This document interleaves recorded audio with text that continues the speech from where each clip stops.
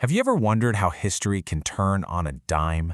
How one single, solitary event can change the fate of an entire country? Well, today, we're diving into one of the most incredible examples of that.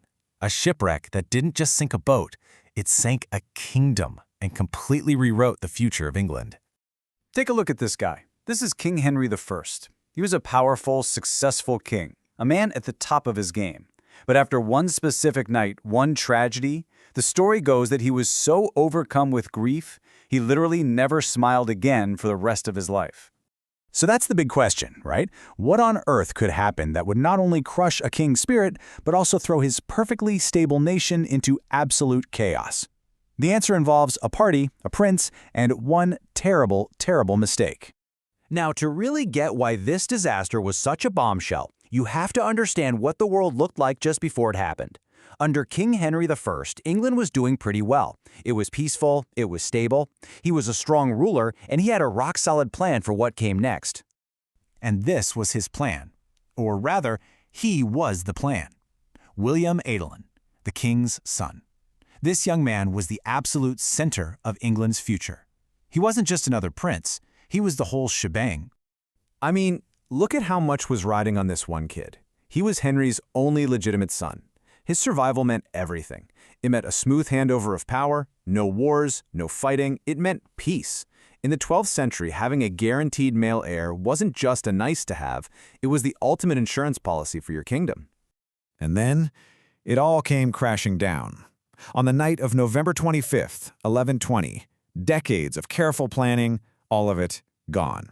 And it all happened on a ship called the White Ship. Now, this wasn't some rickety old boat. The White Ship was the most high-tech vessel of its day. It was fast, newly built, the absolute best way to cross the English Channel.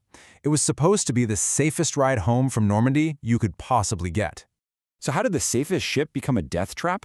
Well, it was a domino effect of bad ideas. The young nobles on board, led by Prince William, were having a big party. They demanded wine, and boy did they get it, in great abundance, as one chronicler put it. Feeling bold, they drunkenly dared the captain to race and overtake the king's ship, which had left earlier. In the pitch dark, trying to go as fast as possible, they smashed right into a hidden rock, and that high-tech ship, it went down, and it went down fast. But here's the part of the story that's just gut-wrenching. Amidst all the screaming and chaos, Prince William actually got into a lifeboat. He was safe, he could have gotten away. But then he heard his half-sister screaming for help from the wreck, so he ordered his boat to turn back for her. And that heroic act, it was his last. His little boat was swamped by other people desperately trying to climb aboard, and he was pulled under. The heir to the throne, the future of England, drowned.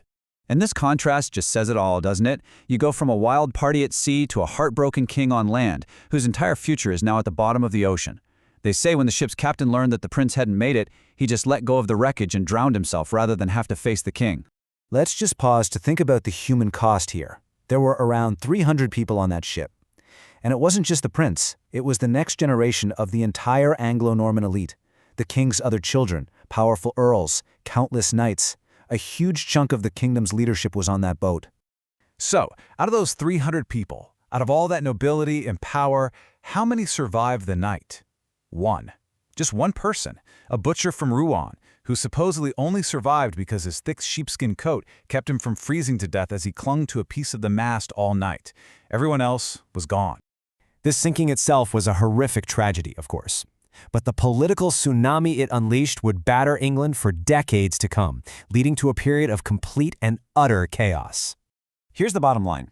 When King Henry I died, about 15 years later, there was no male heir to take over, and the kingdom just fell apart.